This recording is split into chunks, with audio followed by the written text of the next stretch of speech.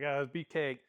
Got the new drag pack for the 99 SVT Cobra. These are going to be badass. I know because I've got the same wheels on my race car, but I don't have them in this same finish. So these are the Racestar, the 63 series, the pros.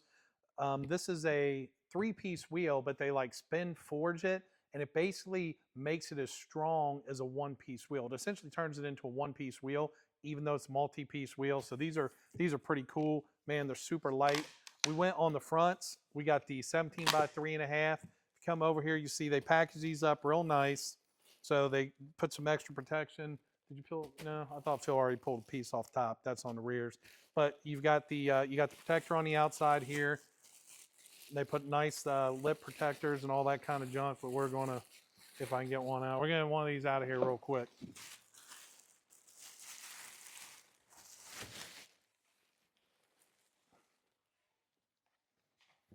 All right. Pop off the styrofoam on the outside. Little lip protector, and boom. They got some cool engraved print with the Racestar logo on these. And a lot of people know Racestar is just like kind of the heavier overseas wheels. And we sell a lot of those in all the brands.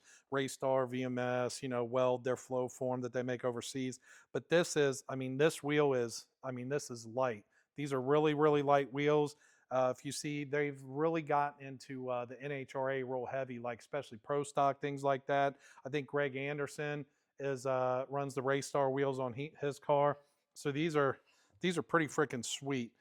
We do a lot of S550 up stuff. The only downside is they do not have a 17 by 10 in this particular wheel, but these are really, really cool. These are super light and super strong. If you look in the back, they've got real good clearance, so these will fit big brakes. They actually have a 15, but I thought the 17 would look a little bit nicer on the Cobra, so we went for the 17 on that.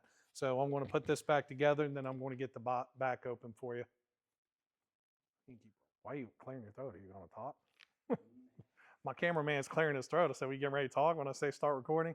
All right, let's move this out of the way. Of course, Phil forgot to put the center cap back in, so we'll make him do that here in a second. But Phil's like, it's not my fault. Warning, do not use impact drill to mount beadlock rings.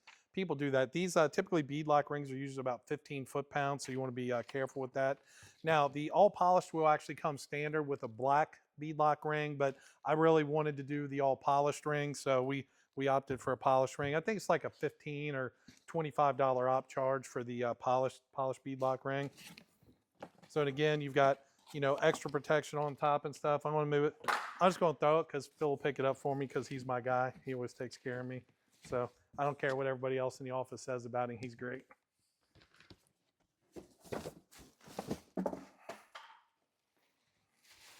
All right, let's get these.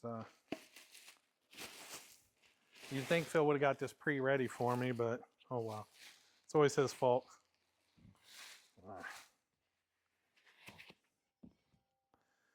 All right, and these are, one thing you'll notice, these are SFI. These have an SFI rating. The only thing I don't like, if I'm being honest, is that the SFI sticker is on the outside of the wheel. But we're going to peel that off anyway. We'll take it off because most times it's going to come off with the burnouts anyway, so not a huge deal.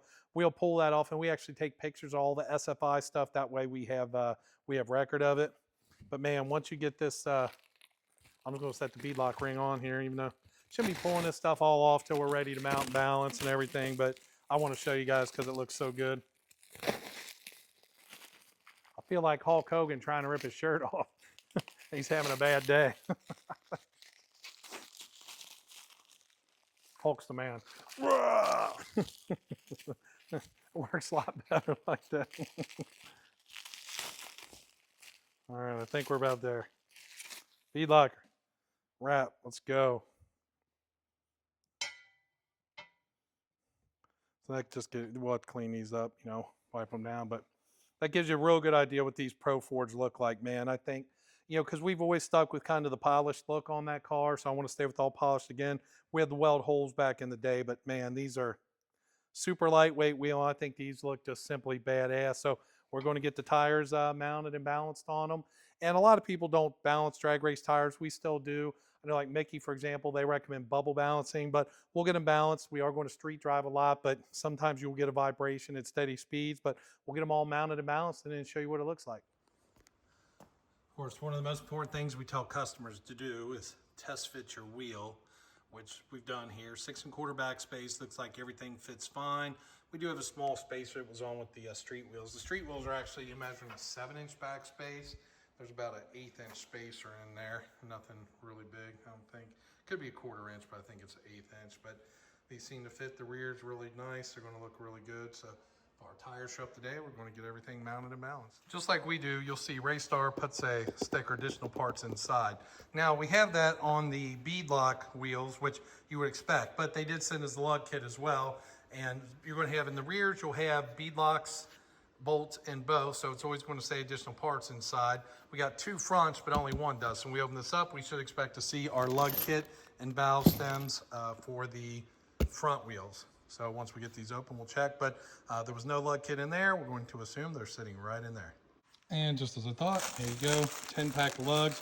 The front and the rear lug is just a little bit different on these. They're much smaller shank on the front wheels on these skinnies, and then our valve stems will be in there too. So again, we're going to test fit the fronts. We've already test fit both rears, make sure they're all good, then we'll head off to mount and balance. I misspoke a little bit when I said the lugs themselves aren't a little different, but if you notice the fronts, they've got a little bit thinner washer diameter than the rears. So that's what the difference is on your lug kits there. And then your valve stem is going to be just a little bit different as well. We got everything mounted and balanced, and we got them put on the car. We test fit everything, make sure everything fit good earlier. You saw that. So these are 15 by 10 Racestars, the all polished 6 1/4 backspace, which fits SN95, new Edge, all that. We opted for a 28-inch Hoosier. The street tires that were on here were only 25 inches tall, so 70 mile an hour on the highway, you were singing at 2,800. This is going to bring that down probably about 24, 25.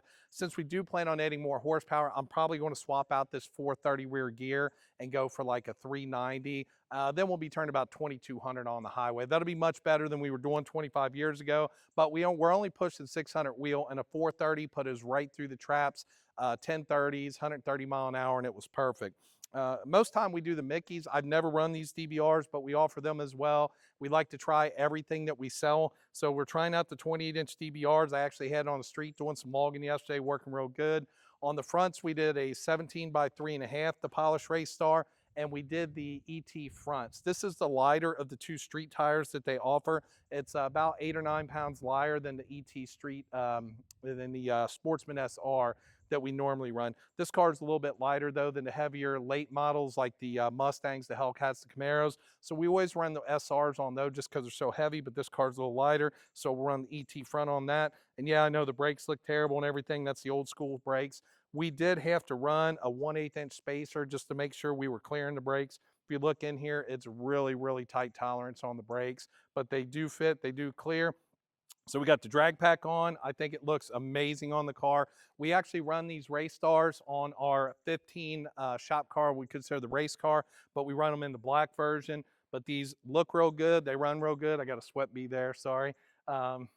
I think they're gonna work out real good. I was able to hold first gear yesterday, first and second gear. I did spin once in first gear, but just a little heat up, man. This thing's holding first gear, holding second gear. So we're doing a lot of logging with our friend Josh over at 5 Star Tuning. He's got some really good files for the automatic transmission for this for the EEC 5s. So if you need any tuning, hit us up for that. We do offer it, but we're going to go out, play a little bit more with this drag pack. If you need it for your car, any wheels, tires, suspension, supercharger, you name it, Beefcake Racing.